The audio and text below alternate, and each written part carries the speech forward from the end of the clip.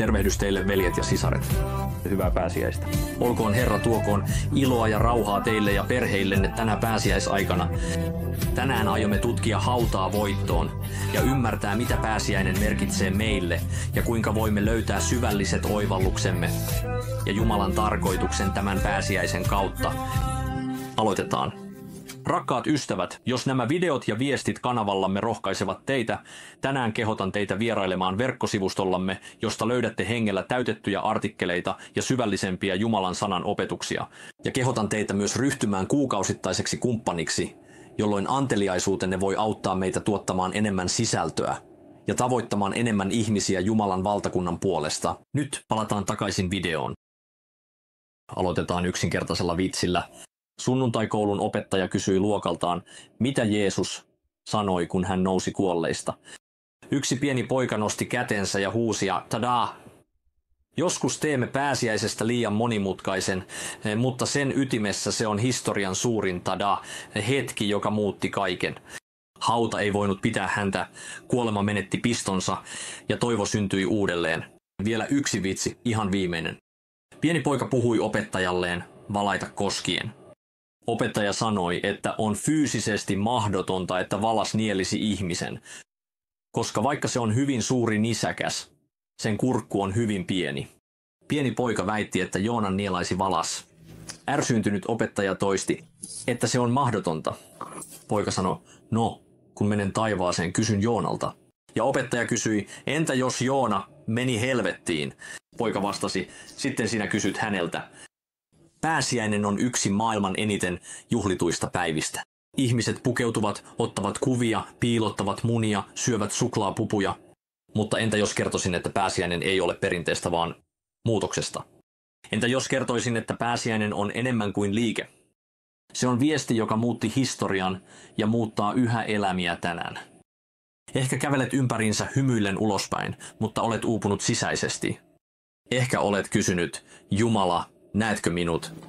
Kuulitko minua? Voiko tästä tulla mitään hyvää? Pääsiäinen on vastauksesi. Matteuksen evankeliumi, luku 28, jakeet 1-6. Sanovat, että hän ei ole täällä, hän on noussut kuolleista, aivan kuten hän sanoi, että tapahtuisi.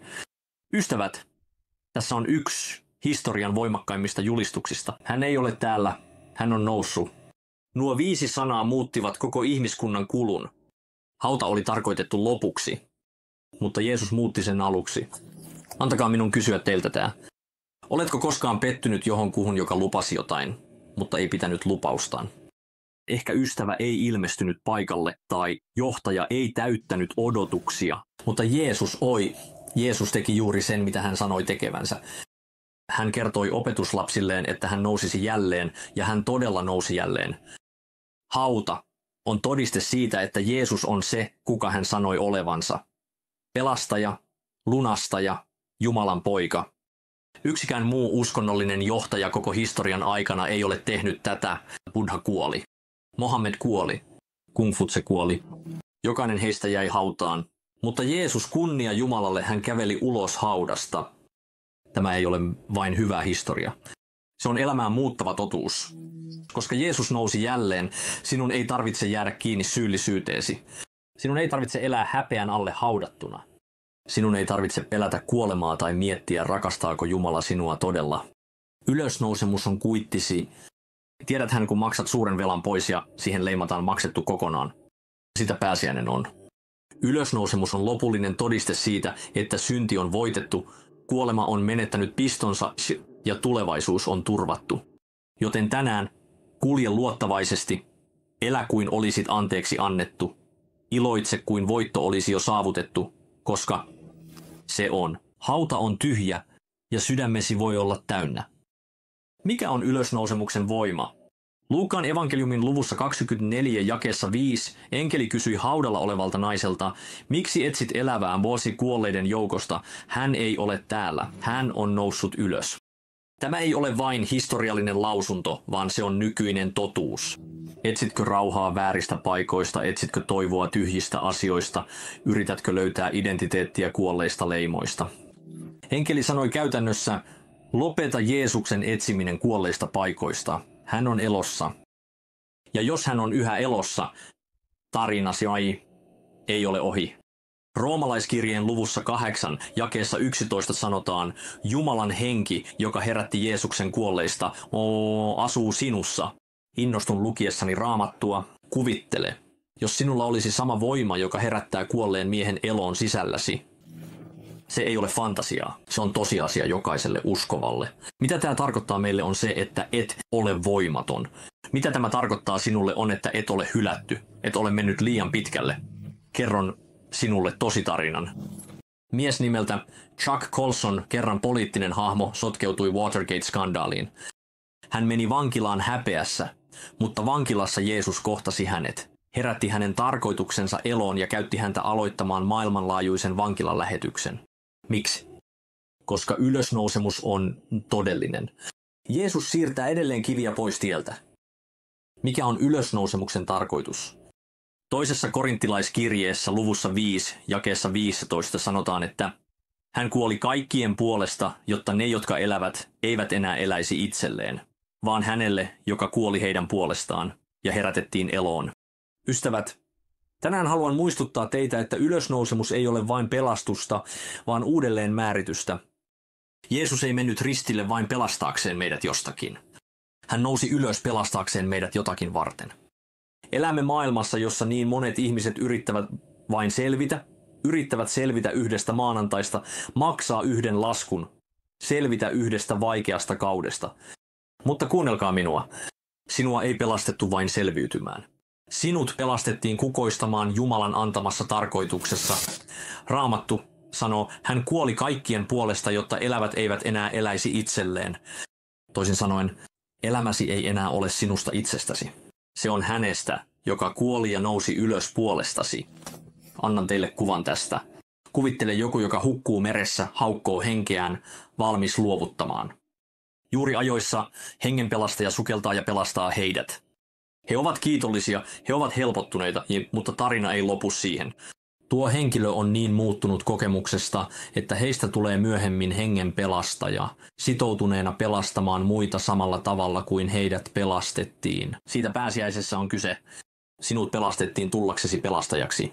Sinut lunastettiin tullaksesi edustajaksi. Sinut pelastettiin lähetettäväksi. Ylösnousemus on sinun uudelleen sijoitusilmoituksesi. Se on herätyskutsusi, että elämä ei ole vain taivaaseen pääsemistä jonain päivänä. Kyse on taivaan panemaan tuomisesta maan päälle tänään. Anna minun muistuttaa sinua tästä. Kyse on taivaan tuomisesta maan päälle tänään. Jeesus ei kuollut vain maailman puolesta jollain epämääräisellä yleisellä tavalla. Hän kuoli sinun ja minun puolesta. Hän tuntee nimesi. Hän tuntee menneisyytesi, kipusi ja silti hän meni ristille vapaaehtoisesti ja nousi ylös, jotta voisit elää uutta elämää. Ymmärrätkö? Risti oli maksu, mutta ylösnousemus oli kuitti. Ylösnousemus on taivaan tapa leimata elämäsi maksetuksi kokonaan. Tehtävä nyt annettu. Joten kysymys ei ole vain, oletko pelastettu. Todellinen kysymys on, nyt kun olet noussut ylös Kristuksen kanssa, mitä varten elät? Anna tämän pääsiäisen olla enemmän kuin perinne. Anna sen olla siirtymä selviytymisestä palvelemiseen, itsesi elämisestä, Kristuksen puolesta elämiseen. Et ole vain pelastettu, sinut on lähetetty.